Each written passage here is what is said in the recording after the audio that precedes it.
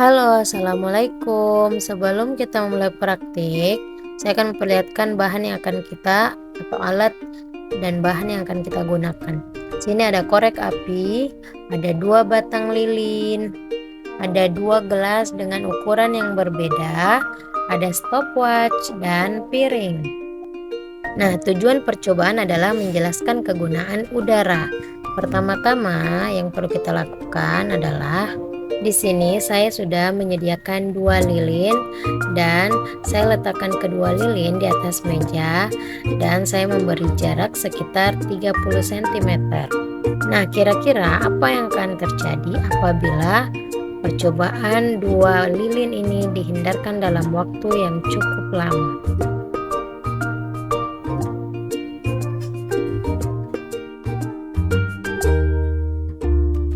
Setelah itu, kita tutup salah satu lilin tersebut dengan gelas. Di sini saya menutupnya dengan gelas yang berukuran agak panjang. Di sini kita akan bandingkan lama lilin menyala antara kedua lilin tersebut. Setelah itu, saya akan menyalakan kembali lilin.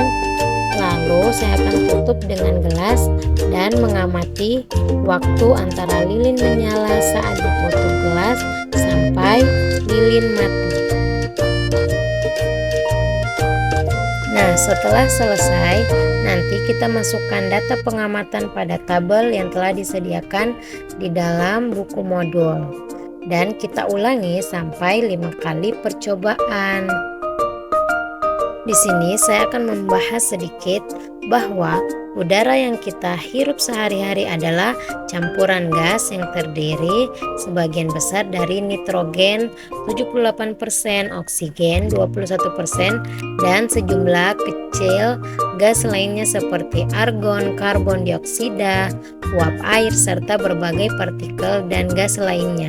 Meskipun tampak tak terlihat, udara memiliki sifat yang dapat diukur dan dipelajari seperti suhu, kelembapan, tekanan, dan komposisi gas.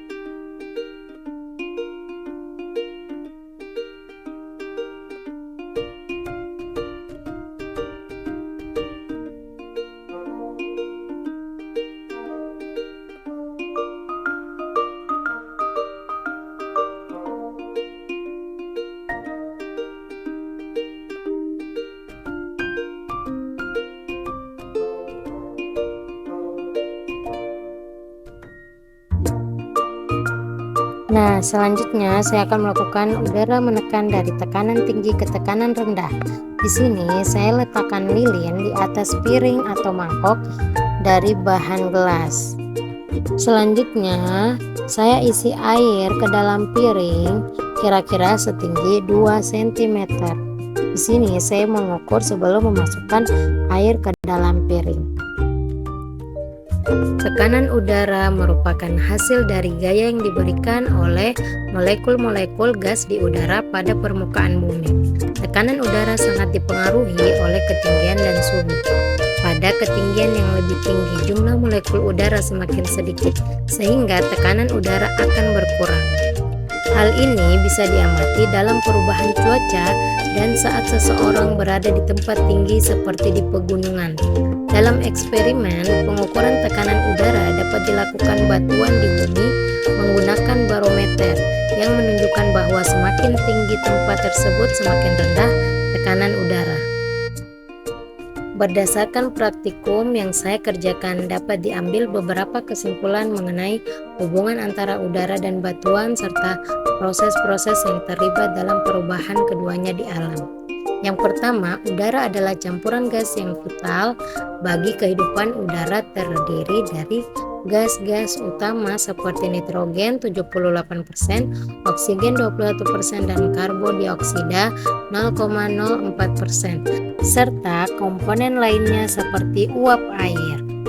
Udara memainkan peran yang sangat penting dalam mendukung kehidupan di bumi, seperti dalam proses pemapasan dan fotosintesis. Selain itu, sifat-sifat udara seperti suhu, tekanan, dan kelembapan mempengaruhi kondisi cuaca dan iklim yang ada di bumi. Yang kedua, batuan terbentuk melalui proses geologi yang lama. Batuan terbentuk melalui berbagai proses geologi yang berlangsung selama ribuan hingga jutaan tahun. Batuan dapat dikategorikan menjadi 3 jenis utama berdasarkan proses pembentukannya. Yang ketiga, interaksi udara dan batuan dalam proses alam. Udara dan batuan saling berinteraksi dalam berbagai proses geologi yang terjadi di alam. Udara melalui komponen seperti uap air berperan sangat penting dalam pelapukan batuan secara kimiawi, seperti proses pelarutan mineral dan pembentukan mineral baru.